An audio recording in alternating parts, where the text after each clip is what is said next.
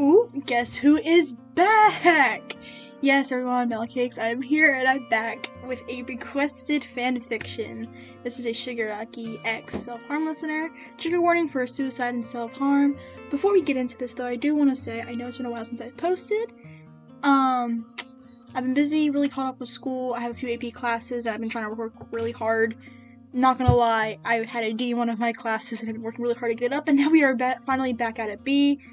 Very low, gotta keep that pulling through so that I can have, at least try to get the straight A report card. If I can't, that's fine too. But that is the only B I have, we're trying to pull my grades up through, but so far, we are doing good. Also, this has been my birthday weekend, so I really haven't done much for this, so I'm just trying to see if I can get something out to you guys, because I know it's been a while, again, since I posted. And yeah, I just celebrated my 16th birthday. It was awesome, it was amazing. And I also just realized, I've had this channel for, like, basically a year now. And I just wanted to thank you guys all so much for sticking through if you are subscribed.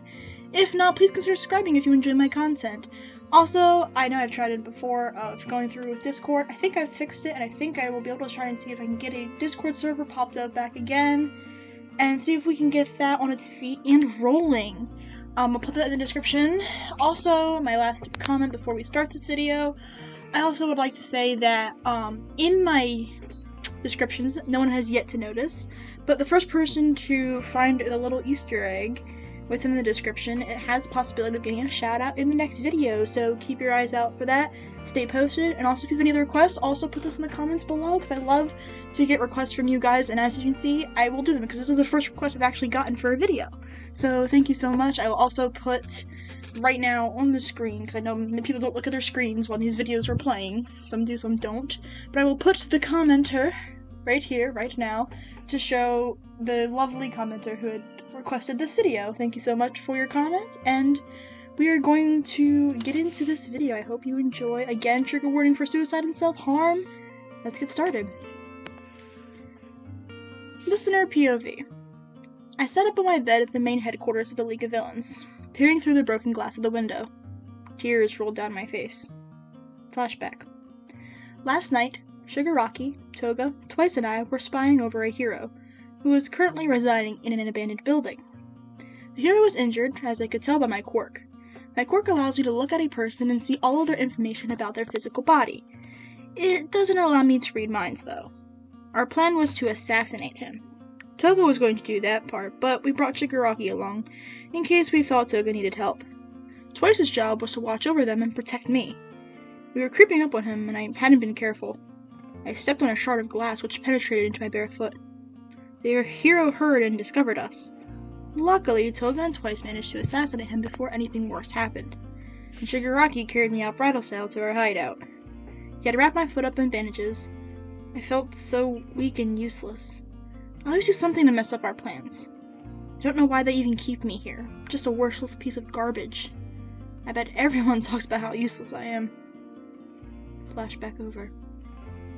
My fingers carefully held the sharp blade of the razor. I pressed the thin shred of blade against the warm skin of my wrist. Blood dripped down as the razor danced along my wrist. I let the razor glide along my wrist, tearing up the perfect skin of body, both my right and left wrist. I'm so worthless. I should probably just kill myself. No one even loves me anyways. They all pretend to like me, but I bet they hate me. They're just waiting to kill me. I shouldn't exist. I should have been born. My mother died at my birth all because of me. If I wasn't here, she would still be alive.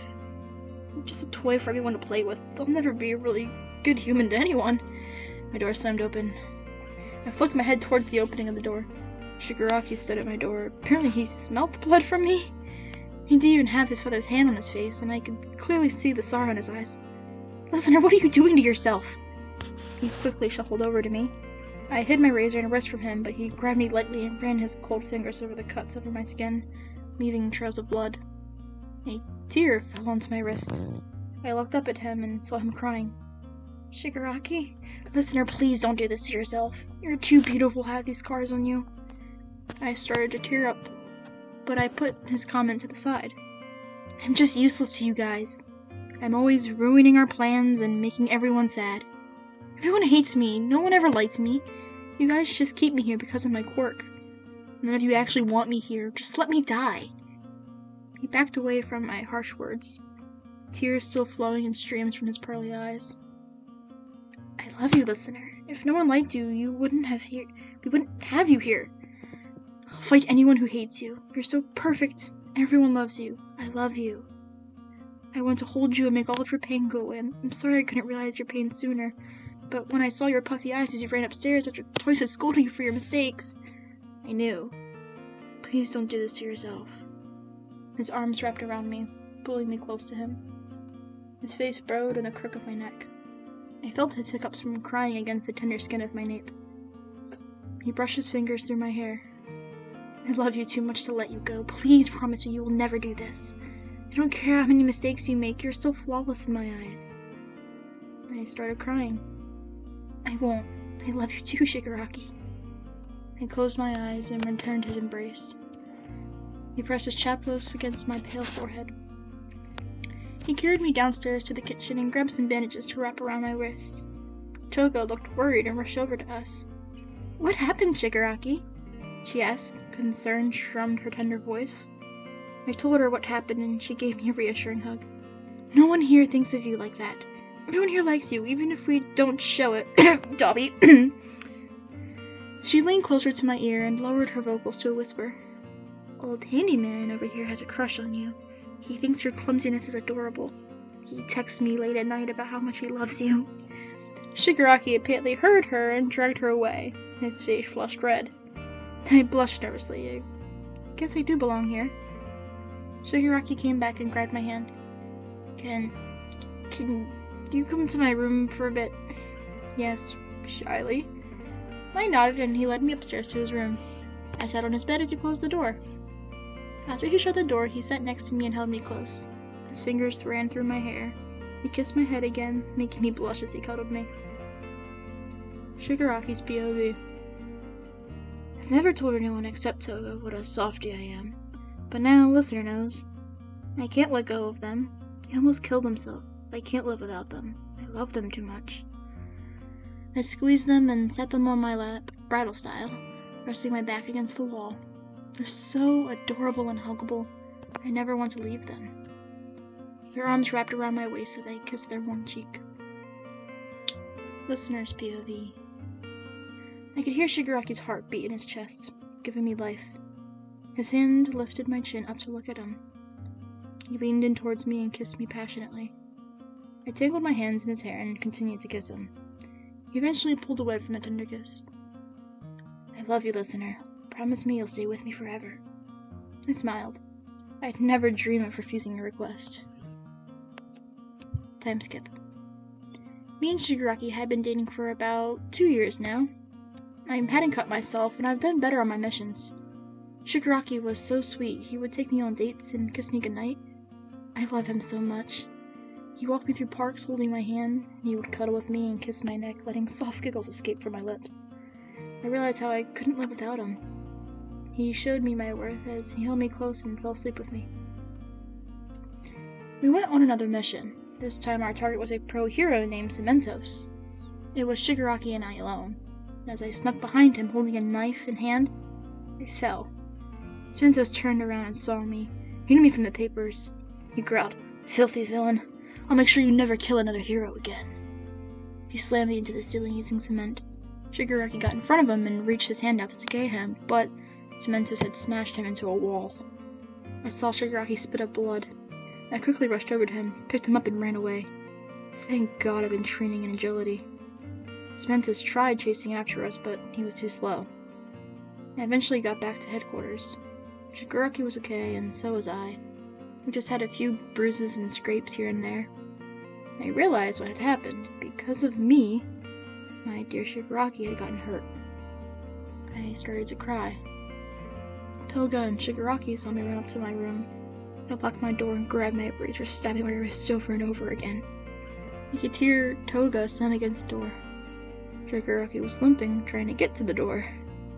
Blood spewed from my wrist. Finally, I screamed out, "I love you, Shigaraki!" And the razor penetrated my neck. The world went dark as I collapsed onto the floor. Shigaraki's POV. By the time I'd gotten to the door, it was too late. My darling angel was laying in a pool of their own blood. Their body was pale and their face was bare. The razor laid in between their small fingers, the ones that used to hold me close, the fingers that intertwined with mine. I missed their fingers. And their arms, bleeding violently, the arms that carried me to safety. Their cold lips, the ones that would press against my own, and the lips I loved. Their neck, torn up, the neck I used to kiss to hear their cute giggles. I laid by their body and held it close. I cried as I carried them down the stairs in a vain attempt to bring them back. Please listen, I love you. I held their hand and kissed it. My heart felt shattered as I stared into their once lively, adorable face, but is now blank and violently pale. I kissed their lips, hoping to hear their heartbeat again, but it was useless. My love, they were gone. I hope you guys enjoyed this fanfiction reading. I know this is like, okay, a lot darker than what I typically do, and again, like I said, trigger warning for suicide. I have not really had a legitimate suicide for one of my fanfiction readings, but I hope you guys enjoyed this video. I also would like to say, make one very big public announcement. Sometimes I know things that get hard in life, but I promise you that there's people out there who care about you. Trust me, I know from experience on a lot of things that this is never the answer. So just know there's people out there who care about you, and if you ever need help, please reach out. That's all I would like to say on that matter. And again, I will put a Discord link in the description, chance for a shout out also in the description, fanfiction, thumbnail fan art, and the request for this video will have a shout out in the description, comments, and at some point in this video. Thank you all for tuning in and listening. I hope you guys have a day, evening, night, whatever time it is, wherever you are. And please just remember to spread kindness and be a good human being. Melon Cakes, signing out. 君の虜になってしまえばきっとこの夏は充実